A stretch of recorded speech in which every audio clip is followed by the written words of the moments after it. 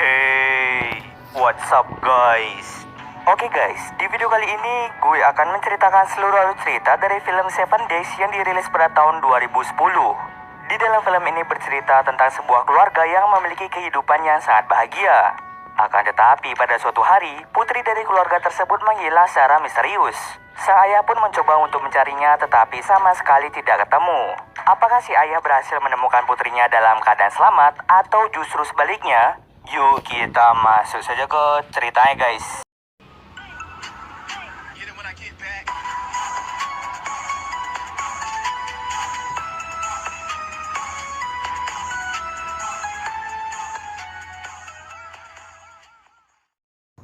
Film ini diawali dengan memperlihatkan seorang pria bernama Bruno yang merupakan seorang ahli bedah berusia 38 tahun. Dia tinggal bersama istrinya yang bernama Sylvie dan juga putri mereka yang berusia 8 tahun bernama Jasmine. Seperti kebanyakan orang, mereka menjalani kehidupan yang sangat bahagia. Hingga pada suatu hari, Jasmine ingin mengantar undangan ulang tahunnya kepada semua teman-temannya yang berada di sekolah. Ia awalnya mengajak sang ayah untuk membantunya mengantar undangan tersebut. Tetapi karena sang ayah sangat-sangat capek, dirinya pun ingin beristirahat dan tidur di rumah. Oleh karena itu, Jasmine pun memutuskan untuk pergi ke sekolah sendirian sambil memberikan undangan kepada teman-temannya. Berjam-jam tidur, akhirnya Bruno pun terbangun. Ia tidak menyadari bahwa di teleponnya terdapat satu pesan. Di saat yang sama, teman sekolah Jasmine datang dan memberikan buku PR milik Jasmine. Si anak tersebut mengatakan bahwa Jasmine tidak masuk sekolah. Anak itu mengira bahwa Jasmine sedang sakit di rumah.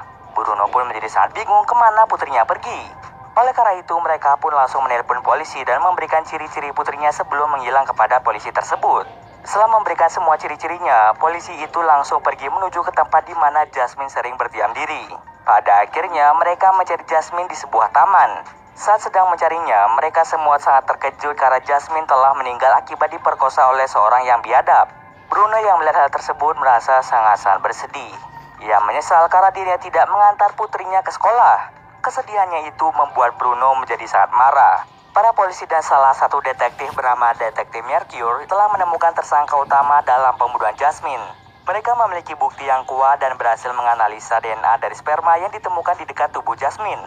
Semua analisa yang dilakukan cocok dengan DNA tersangka. Tersangka dalam pembunuhan Jasmine bernama Anthony yang merupakan seorang buruh. Besok, Anthony akan dibawa ke pengadilan dan dijerat pasal pembunuhan dan pemerkosaan dengan ancaman paling lama 25 tahun penjara.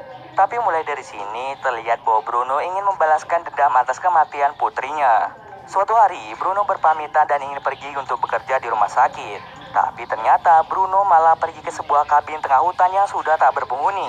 Di situ Bruno menyusun sebuah rencana untuk menculik Anthony saat dia dibawa ke pengadilan. Dia membayar beberapa orang untuk bisa membius petugas polisi yang mengemudikan kendaraan. Sementara Bruno akan diam-diam mengikuti mobilnya dari belakang. Mobil itu pun perlahan mulai oleng karena sang supir sudah tertidur lelap. Bruno dengan cepat turun dan mengatakan bahwa dirinya adalah seorang dokter. Tapi di saat bersamaan, Bruno langsung membawa mobil itu kabur ke sebuah tempat. Bruno langsung membius Anthony dan langsung membawanya ke dalam mobil pribadi. Setelah memasukkannya ke dalam mobil, Bruno langsung bergegas pergi ke sebuah kabin di tengah hutan. Setelah tersangka dibawa oleh Bruno, detektif dan para polisi langsung melaporkan hal ini kepada istri Bruno yaitu Sylvie. Sylvie sama sekali tidak tahu kemana suaminya pergi. Si detektif memutuskan untuk menyadap telepon yang dipegang oleh Sylvie untuk bisa memantau aktivitas yang dilakukannya. Sementara di dalam kabin, Bruno langsung melepas semua pakaian Anthony dan mulai mengikatnya agar dia tidak bisa kabur. Rencananya, Bruno akan menyiksa Anthony pelan-pelan dalam 7 hari ke depan. Hari ke-7 adalah hari ulang tahun Jasmine. Jadi setelah membunuh Anthony, maka Bruno akan menyerahkan dirinya kepada pihak polisi. Pada hari pertama, Bruno tidak segan-segan memukul kaki Anthony menggunakan palu sehingga membuat kakinya menjadi patah. Setelah kakinya patah, Bruno dengan sengaja membuat Anthony berdiri dengan tali yang mengikat lehernya. Jika Anthony tidak kuat menopang tubuhnya, maka ia bisa saja mati kehabisan oksigen. Tak terasa sudah memasuki hari kedua semenjak Bruno menculik Anthony. Para polisi dan detektif masih mencari tahu di mana lokasi Bruno berada. Mereka sudah mencari Bruno di berbagai tempat seperti penginapan, hotel, dan sebagainya. Tetapi hasilnya nihil. Di tempat lain, Bruno dengan sengaja memberi daging mentah pada Anthony. Sebenarnya, daging tersebut tidak layak untuk dikonsumsi. Tetapi karena Anthony kelaparan, pada akhirnya ia terpaksa untuk memakan makanan tersebut. Di tempat lain, si detektif Mercure mengingat kejadian yang sama ketika istrinya dibunuh oleh seseorang menggunakan pistol.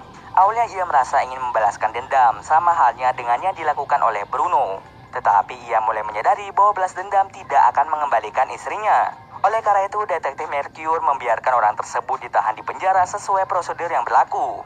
Meskipun Mercure memiliki masa kelam juga, ia bertekad untuk menghentikan Bruno yang ingin membalaskan dendam pada orang yang telah membunuh putrinya.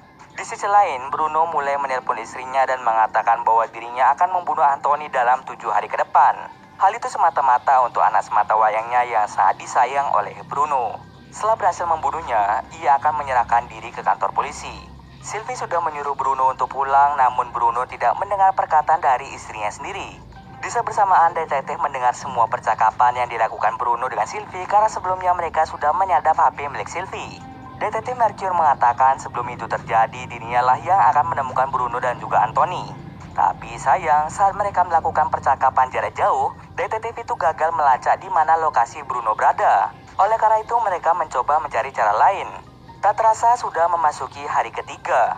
Di hari ketiga ini, Bruno mulai menyiksa Anthony dengan cara dicambuk menggunakan rantai sampai Anthony tidak kuat menahan rasa sakitnya dan pada akhirnya dia pun pingsan.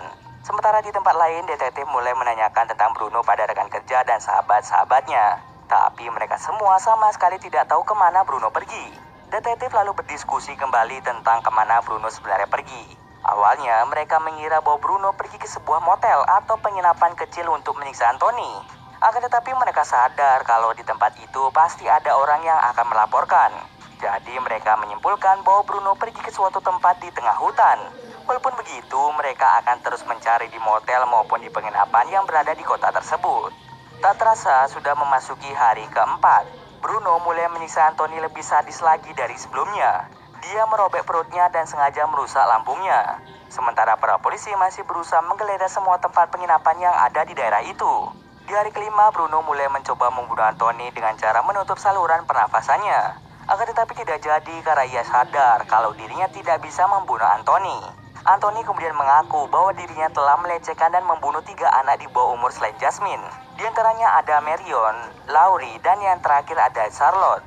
Mendengar pengakuan tersebut, Bruno langsung melaporkan hal itu kepada polisi agar keluarga korban tahu kalau Anthony telah membunuh 3 anak mereka. Saat menelpon, ternyata para polisi berhasil melacak keberadaan dari Bruno. Oleh karena itu, para polisi bergegas ke lokasi. Tapi sesampainya di lokasi, mereka hanya bisa menemukan sebuah laptop dan beberapa ponsel. Ternyata hal itu sudah direncanakan oleh Bruno sebelumnya. Dia sudah membayar orang untuk bisa membuat jaringan palsu agar bisa menipu para polisi. Polisi yang tertipu pun mulai kembali ke kantor. Sementara di dalam kabin, Bruno memutuskan untuk memotong burung dari Anthony agar Anthony tidak bisa melakukan pelecehan terhadap anak. Tak terasa sudah memasuki hari ke-6. Di dalam sebuah berita, para orang tua korban yang kehilangan anak mulai ditanyakan beberapa pertanyaan. 2 ibu setuju dengan penyiksaan yang dilakukan Bruno terhadap tersangka pedofil. Sedangkan 1 ibu lagi tidak setuju dengan tindakan yang dilakukan oleh Bruno. Bruno yang mendengar hal tersebut memutuskan untuk menculik sang ibu yang tidak setuju dengan tindakannya. Setelah berhasil menculiknya, Bruno langsung membawa si ibu untuk menemui Anthony, orang yang telah membunuh anak dari si ibu tersebut. Tetapi walaupun sudah dipaksa untuk menyiksa Anthony, si ibu tidak ingin menyakitinya. Sang ibu mengatakan bahwa tidak ada gunanya menyiksa Anthony seperti itu. Balas dendam yang dilakukan tidak akan mengembalikan putri mereka. Dengan perkataan seperti itu, Bruno pun langsung memukul si ibu hingga ia pingsan. Lalu Bruno meninggalkan ibu tadi di sebuah tempat. Perkataan yang diucapkan tadi membuat Bruno menjadi bimbang antara membunuh Anthony atau tidak. Tak terasa sudah hari ke-7, yaitu hari terakhir. Salah satu polisi yang sedang berpatroli melihat kendaraan pribadi milik Bruno yang terparkir di sebuah hutan. Maka dari itu, polisi tadi langsung menelpon beberapa polisi dan juga detektif untuk datang ke tempat tersebut. Sesampai di lokasi, mereka pun langsung mencari rumah yang ditempati oleh Bruno. Akibat perkataan yang diucapkan oleh si ibu kemarin, membuat Bruno tidak jadi untuk membunuh Anthony. Oleh karena itu, Bruno langsung melepaskan rantai yang mengikat tangannya. Bruno memberitahu bahwa hari ini merupakan hari ulang tahun putrinya, yaitu Jasmine. Bisa bersamaan, polisi pun sampai di kabin tempat Bruno menyiksa Anthony. Bruno pun mulai keluar untuk menyerahkan diri dan Anthony dibiarkan untuk hidup. Saat polisi membawanya pergi, seorang reporter bertanya apakah balas dendam merupakan solusi yang tepat. Bruno pun menjawab tidak. Dan ketika ditanya lagi apakah Bruno menyesali perbuatannya tersebut, Bruno pun menjawab tidak. Dan di akhir cerita, Anthony dan Bruno pun dipenjara. Dan cerita pun selesai. Oke, mungkin sekian dulu video kali ini. Jika ada kesalahan gue mohon maaf. Oke, see you next video guys.